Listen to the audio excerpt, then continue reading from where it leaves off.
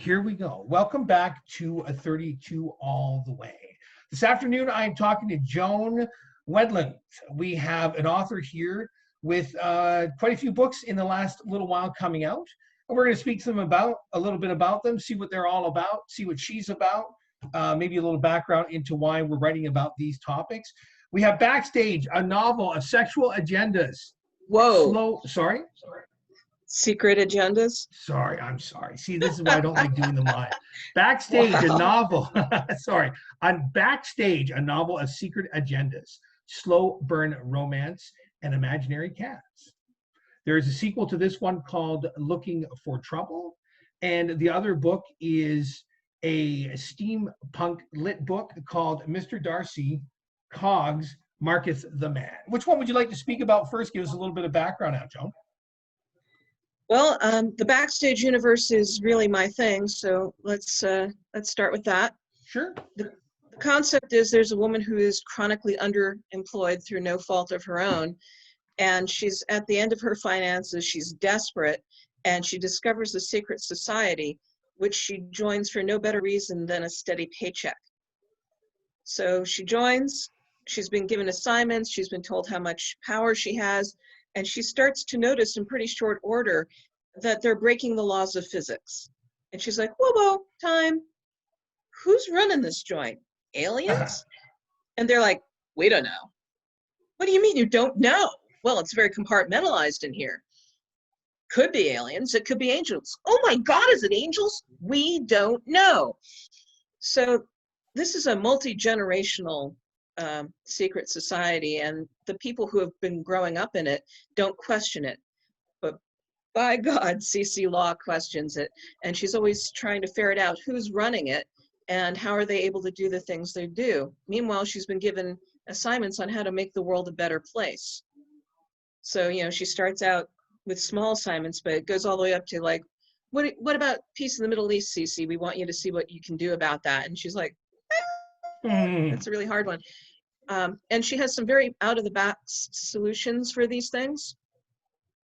And sometimes they have to rein her in because she's a lot braver than people who have been raised in that society, raised with the, you know, there are very serious consequences for every action. And she's like, let's try this, let's try that. And they're like, time, if you do this, this horrible thing will occur over here. So she's pushing the boundaries and in a good way, shaking the place up, but she also needs, there's a member of her team called a consequentialist, who is the guy that literally sits there and goes, no, you can't do that, and this is why, which creates a lot of tension since he also is her boyfriend. Oh, so a little bit of conflict of interest there, I guess. Well, he faithfully executes his duty, but then sometimes she gets mad at him. When she first learns of consequentialists, they're described as the person who rains on your parade. Okay. Kind of this kind of a version of government, a version of law, a version of just bad people. Well, the secret society kind of exists outside of all those things. She's not sure exactly where it is, but it may be a pocket dimension. She doesn't know. There are teleportation portals, and she doesn't know just where she's going to, and she doesn't even think it's all contiguous. She thinks there may be portals inside. It's really not clear. They have a kind of a legal system. Most of it's arbitration, but in Looking for Trouble, it actually gets taken to a court at one point when she has a conflict with someone, and their laws are extraordinarily different because all they're trying to do is keep people productive. No one there is an artist, no one there is a musician. Everyone has to be productive towards the goals of the secret society, and if you want to do those things, you're welcome to go out to the real world, as they put it. They call it outside. Okay. So they're backstage and everything else is outside. And this is only a black and white. We have a color cover, but as you can see here, the earth is opened up and there's a backstage in it. Wow. In the sequel, she gets to choose her own assignment. In the first book, she's just handed assignments. In the sequel, they're like, you know, you're showing promise for promotion. And what we do, it's kind of like a master's thesis. You will choose your assignment and make it a one that'll last a really long time, because you've been given short-term assignments, a really hard problem that you want to take responsibility for, and we're going to monitor you as you and your team navigate this. And if we think you did a good job, you'll get a promotion. And she's like, so I can pick anything? And they're like, well, within reason, we get to, you know, it's like choosing a thesis with your advisor. Mm-hmm. So she says, well, I'm sure you have lots of teams doing lots of different things. I figure you've got someone on racial equality. Yes, we do. I figure you have someone, you know, violence against women. Yes, we do. You know, she goes through some of the more obvious things, global warming, stuff like that. And she's like, do you have anybody taking care of incels? And they're like, what's that? Because they live backstage and they've become disconnected from the real world. So she has to explain what an incel is. And then she has to explain how there are literally millions more men than women in China and millions more men than women in India. And it's causing tremendous cultural upheaval that might, you know, wind up being violence. You know, when push comes to shove, and like 8 million angry Chinese men without wives, Yes. you know, yeah. And there's even a risk, one would think, of China and India going to war with each other, trying to steal women. It's not a pretty future if you look that problem in the eye. And I thought, when I was writing the beginning of this book, I thought this is going to be easy. I'm going to look up what China's doing. I'm going to look up what India's doing. And then I'm going to take the best of their ideas and she'll promote them. And then I did the research and they're not doing anything. And I freaked out. I completely freaked out. I'm like, how am I going to write this? They're not doing anything. And then I thought, well, if I'm freaking out, what is she doing? And so I wrote some scenes where she freaks out because she's bitten off more than she can chew. And they eventually have to eat that elephant one bite at a time. It was a lot larger a problem than I thought when I first went into the project. It's definitely something that's rooted in the right now. We've been seeing this so much more in the media in the last year or two. It's definitely something that's topical, that is, you know, that has to be addressed. I'm sure. I'm assuming you're in the States. I didn't remember to ask you where you are. Yes, I'm in Virginia. Okay, and it's just, you know, so you know, obviously I'm in Canada, so we're only seeing it on the news or getting a smaller version of it here, like everything else. But all the upheaval, all the unrest, it's only a matter of time before, you know, this also becomes a bigger issue. I think it's actually been pushed aside because of everything else that's going on right now. So. Well, also, it's one of those things like climate change where it's so huge, no one wants to think about it. Because if you think about it, then you realize the answers are very unpalatable. But you can't ignore it because it's only going to get worse the longer you ignore it. But it's such a comforting thing to ignore it. So the Chinese, the only thing they've done two things. One was they sent out like a completely tone deaf program of women shouldn't hold out for Mr. Right. They should get married young and pump out a bunch of kids. It's like, wow, yeah. But doesn't that go against the main prime directive? Aren't you still only allowed to have so many children in China? Oh no, they relaxed that far too late. But they relaxed that when they realized we have no Chinese wives. Mm-hmm. And there is a strong black market in wives from other nations. So what they do is they go to, say, Myanmar, and they tell the women, we've got these jobs for you in China. They're good paying jobs. You can send money home to your family. It'll be great. So those women are like, sure, I need a job. And then they go to China and they are sold almost completely into slavery by being forced to marry someone. And then they're treated like dirt by the husband, by the in-laws, by everybody. Some of them manage to escape. they're taking Cambodian women, they're taking Vietnamese women. The richer Chinese are getting Russian brides, actually. That's apparently a status symbol. Wow. So are you, through all of this, are you presenting then kind of a dystopian view in this No, world? no. This genre is actually called hope punk. And it's like the opposite of this dystopian thing. There are problems, there are big problems, but instead of going, it's awful, they say, okay, my job is to fix the problem, and if I make this incremental change here, and I throw this amount of funding there, and if I bribe certain members of the Texas school board to publish textbooks with facts in them instead of made up stuff, we can slowly change the course of history, and there is hope that we can fix it. So it is not dystopian. These are the people that actually have a chance of helping, and they want to help, and they have the resources to help. Okay.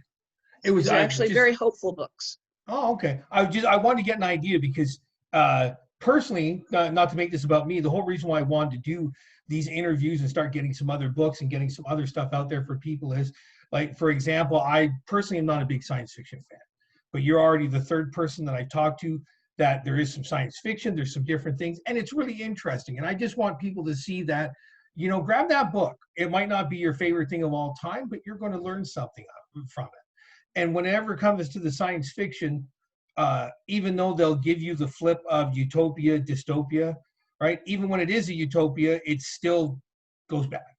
So that's why I was just wondering, it's nice to see someone trying to put a little more positive of a spin on it and say, yes, like maybe, this is not all that great now, but we are trying to fix it. Right. That's very interesting to see because, again, like I said, that, they'll give you one of the two levels. And no matter, even if it is this whole utopian society, you always find out that, it's not, or you almost always find out that it's not. So what would you like to tell me about Mr. Darcy Cogs and Maketh the Man? Well, one day I was on Twitter and a man posted that this is an odd little fact, but Philip K. Dick and Jane Austen have the same birthday. Not aware of that. Yeah, and he said, I want my Blade Runner Pride and Prejudice crossover novel. And I went, ha, ha, ha.